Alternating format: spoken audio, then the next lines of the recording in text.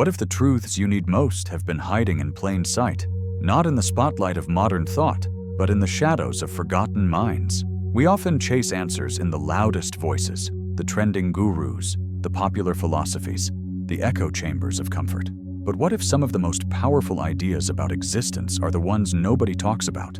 Today, we're uncovering 10 of them. Ideas that don't scream for attention. They whisper.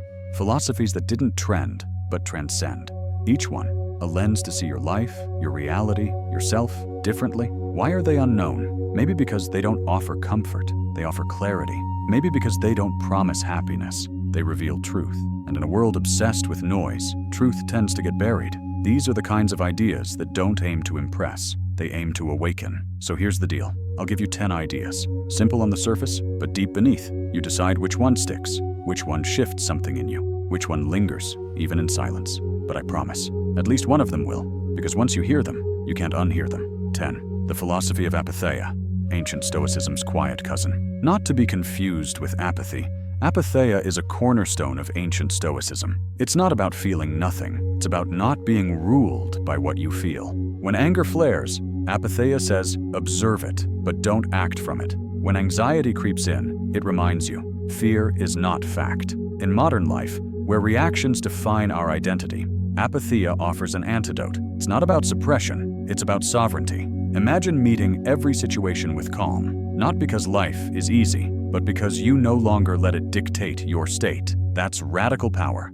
That's freedom born of discipline. 9. Pyrrhonism, radical skepticism. What if everything you believe could be wrong? Pyrrhonism invites us to consider this seriously and not panic. It teaches that certainty is a comfort, not a necessity. Suspend judgment. Live in the gray. Let mystery breathe.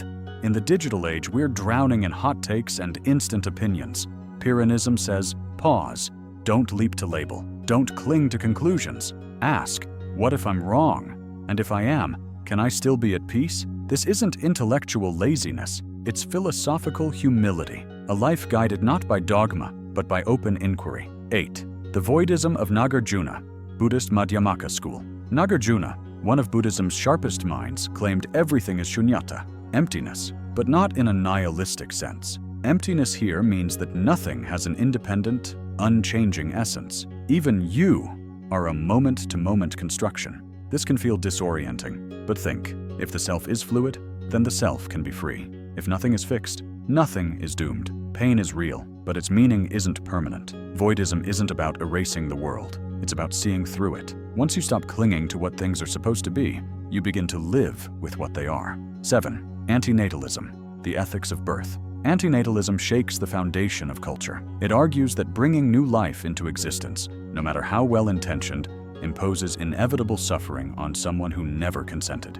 It's not a call to end humanity. It's a mirror, a challenge to examine our reasons. Are we creating life for the child or for ourselves? Are we celebrating birth or avoiding death? This philosophy is uncomfortable, but it asks us to confront the ethics of creation. In a world strained by climate, inequality, and pain, antinatalism might be the only voice asking, should we? 6. Mythos over logos, Orphic philosophy. Before philosophy became analytical, it was poetic. The Orphics believed myth wasn't falsehood, it was encoded insight. The story of Orpheus wasn't about magic, it was about grief, memory, and the price of looking back. Today we value logic, data, and proof. But what if some truths are too complex for spreadsheets?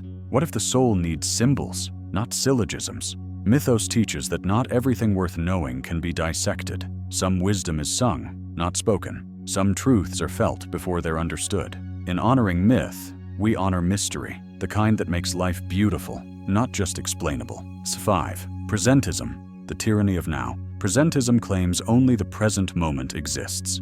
The past is memory. The future is imagination. Everything real is happening now. At first glance, it feels empowering, a call to mindfulness. But there's a deeper challenge. If only now is real, how much of your life is fiction? Regrets and ambitions vanish under this lens. This idea isn't an escape, it's a confrontation. Because if this is all there is, there's nowhere to hide, no stories to shield you, just raw presence. In a world addicted to planning and reminiscing, presentism says, nothing exists but this breath, this choice, this heartbeat. And maybe, just maybe, that's enough. 4. The absurd. Albert Camus' Quiet Rebellion. Camus saw life as absurd, a search for order in a universe that offers none. But he didn't surrender. He proposed rebellion, not against others, but against meaninglessness itself. He said, live without illusion, laugh without justification, love without reason. This isn't cynicism, it's clarity.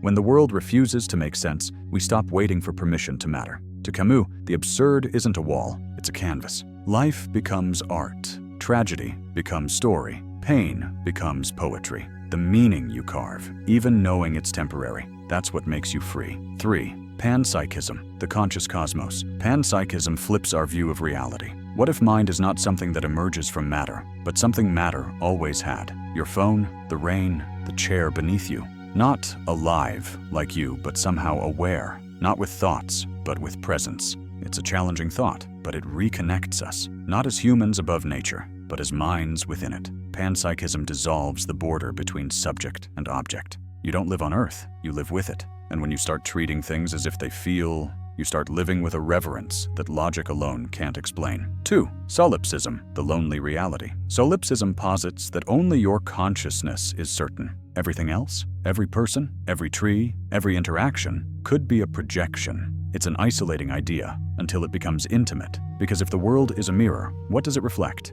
It invites radical self-responsibility. If nothing out there exists, then how you shape your mind shapes your reality. Solipsism strips away blame. It also strips away excuse. Every kindness, every cruelty, you gave it to yourself. It's not a philosophy to live by permanently, but one to visit. To ask, what if the whole universe is just you asking to be understood? Number 1. Cosmic indifference. The universe doesn't care, and that's okay. This is the ultimate humility. The stars don't blink when we cry. Galaxies are indifferent to love, to loss, to likes. But within that indifference lies liberation. Because if the universe doesn't assign meaning, we're free to create it. You matter, not because the cosmos says so, but because you do. In a sea of silence, your thoughts are thunder. In a reality that forgets you, your memories are miracles. Cosmic indifference removes the need for cosmic approval. And in that emptiness, something beautiful happens. You become the author, the meaning maker, the quiet fire in the dark. Not because it matters to the universe,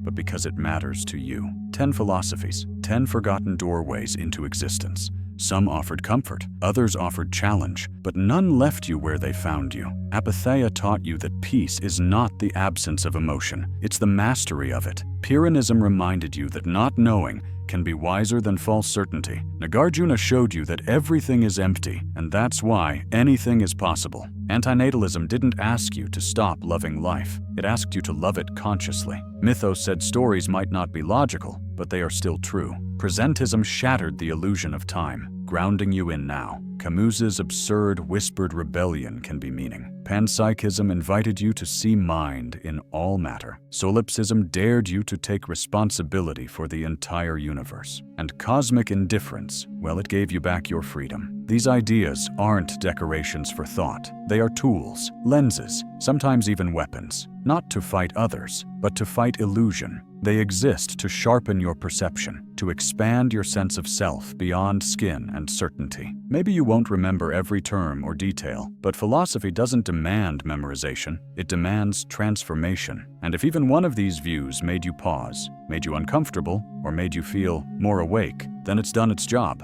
So ask yourself, which idea stuck? Which one gnawed at the edge of your assumptions? Which one felt like it was meant for you? Because that feeling, that subtle shift, is the seed of real change. You don't need a grand epiphany. You just need to listen to what keeps echoing in your quietest moments. If this video moved you, even just a little, honor that. Share it, like it, subscribe. Not just to support, but to stay close to the search. The search for ideas that don't trend, but transform. Because in a world full of noise, the most dangerous thing is to stop thinking. And you're still thinking. That means you're still alive. And that means you're not done yet.